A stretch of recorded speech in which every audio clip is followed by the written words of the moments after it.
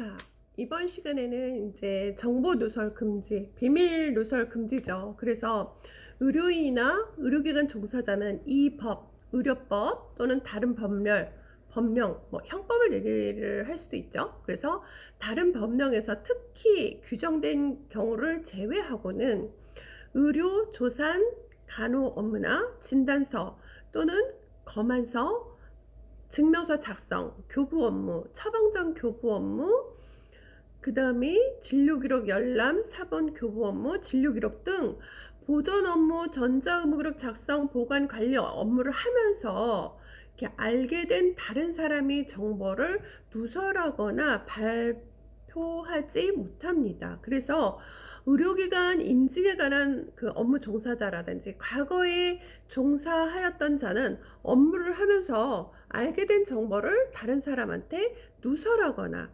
부당한 목적으로 사용해서는 아니 된다라는 게 의료법 19조입니다. 그 다음에 의료법 이제 제20조 태아 성감별 행위 등의 금지가 있습니다. 그래서 의료인은 태아 성감별 행위 등을 목적으로 인부를 진찰하거나 검사하여서는 아니 되고요. 같은 목적을 위해서 다른 사람의 행위를 도와줘서는 안 됩니다. 그래서 의료인은 임신 37주 이전에 태어나 인부에 대한 진찰이나 검사를 통해서 알게 된 그 태아의 성별을 인부 본인 또는 그 가족, 기타 다른 사람이 알 수 있도록 하면 안 됩니다. 그다음에 이제 제21조 기록에 대한 열람이 있습니다. 그래서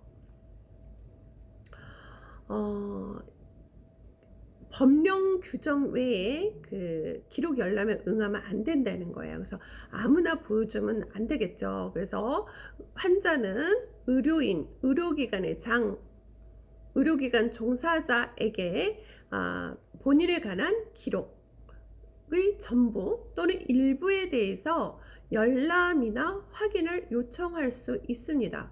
근데 의료인이나 의료기관 그 장 및 의료기관 종사자는 정당한 사유가 없으면요 이를 거부해서는 아니 됩니다. 그리고 의료인 및 의료기관의 장, 의료기관 종사자는 환자가 아닌 다른 사람에게 환자에 관한 기록을 열람하게 하거나 사본을 내어주는 등 내용을 확인할 수 해서는 아니 됩니다. 그렇지만 열람을 응해 줄 수 있는 경우가 있습니다. 자, 2항이 뭐냐면 의료기관 종사자는 환자가 아닌 다른 사람한테 환자의 기록을 열람하거나 사본을 내주지 말라고 했어요. 그거에도 불구하고 의료인이나 의료기관의 장 및 의료기관 종사자는 다음에 해당하면 기록을 열람하게 하거나 사본을 교부하는 등 내용을 확인할 수 있게 하여야 한다고 합니다. 그래서 이 경우 다만 의사, 치과의사 또는 한의사가 환자 진료를 위해서 불가피하다고 인정한 경우는 인정하자면 그러지 아니하다고 그러죠. 그래서 그러면 열람을 해줄 수 있는 경우는 어떤 경우냐? 환자의 배우자, 그러니까 보건복지부를 정하는 기록 열람의 요건이 시행규칙 제13조의 3항에 있습니다. 그래서 환자의 배우자, 직계 존속, 비속, 의료법에도 나와 있지만 시행규칙에도 나와 있다는 거죠. 그 다음에 형제, 자매 또는 배우자의 직계 존속이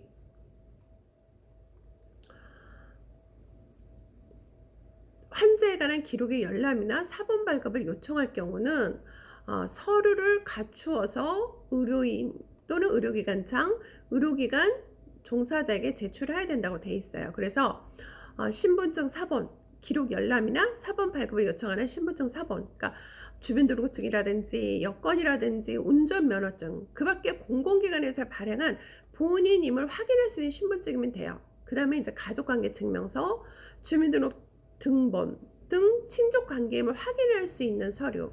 그 다음에 환자의 형제 자매가 요청하는 경우는 환자의 배우자 및 직계 존속, 비속, 배우자의 직계 존속이 모두 없음을 증명하는 자료를 함께 제출해야 됩니다. 그리고 환자가 자필할 서명한 동의서, 14세 미만인 경우는 미성년자는 제외를 한다고 했어요. 그리고 환자의 신분증 사본, 다만 17세 미만으로 주민등록법에 따른 주민등록증이 발급하지 아니한 경우는 제외한다고 했습니다. 그래서 기록 열람을 할 수 있는 경우는 이러한 서류를 제출을 하면 기록할 수 있다라는 거죠. 그리고 이제 환자가 지정하는 대리인이 환자 본인이 동의서와 대리권이 있음을 증명하는 서류를 첨부해서 보건복지부령으로 정하는 요건을 갖추어서 요청한 경우입니다. 그럼 보건복지부령으로 정하는 기록 열람의 요건은 어디에 나와 있느냐? 시행규칙 제13조의 3항에 나와 있습니다.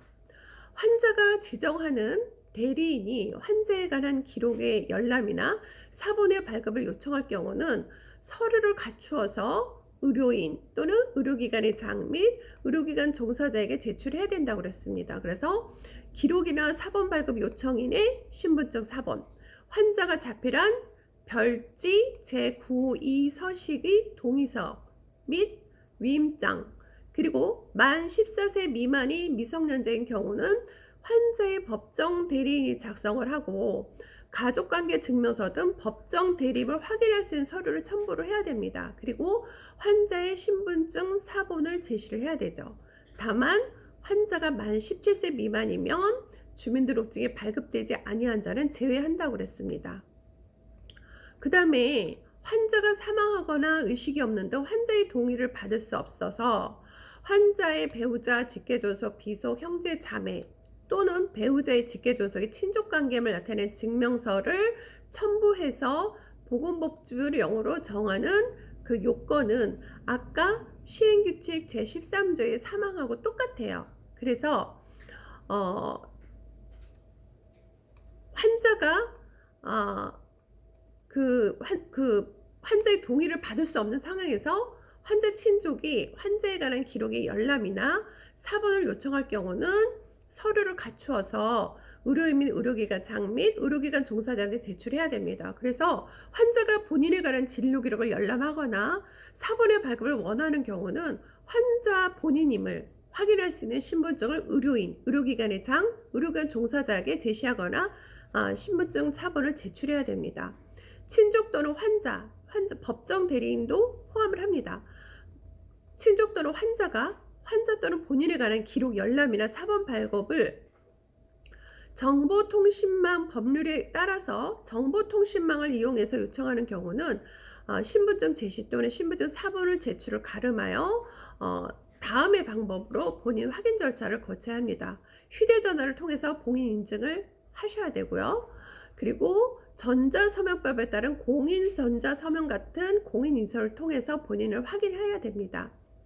그 다음이 국민건강보호법 제14조, 47조, 48조 및 63조에 따라서 급여비용 심사, 지급, 대상 여부 확인, 사후관리, 요양급여 적정성 평가, 가감 지급을 위해서 국민건강공단 또는 심사평가원에서 제공하는 경우가 열람을 할 수 있는 거죠. 그 다음에 이게 굉장히 많아요. 의료급여법에 따라서 의료급여 수급자 확인이라든지 급여비용의 심사 지급, 사후관리 등 의료급여 업무를 위해서 보장기관, 국민건강보험공단, 심평원에서 제공하는 경우 또는 형사소송법, 민사소송법, 산재에 따라서 근로복지공단이 보험급여를 받는 근로자를 진료한 산재보험 의료기관에 대해서 진료에 관한 그 보고나 서류 등 제출을 요구하나 조사하는 경우 이거는 열람해 줄 수 있다라는 거죠. 그 다음에 이제 자동차 사고가 난 경우 자동차 손해배상보장법에 의해서 자동차 보험 진료 수가를 청구받은 보험회사 등이 의료기관에 대해서 관계 진료 기록의 열람을 청구한 경우, 그 다음에 이제 병역법에 따라서 지방병무청장이 병역 판정검사와 관련하여 질병 또는 심신 자격 확인을 위해서 필요하다고 인정해서 의료기관 장에게 병역 판정 검사 대상자의 진료 기록을 요구한 경우, 그 다음에 이제 학교 안전사고 예방 및 보상에 관한 법률에 따라서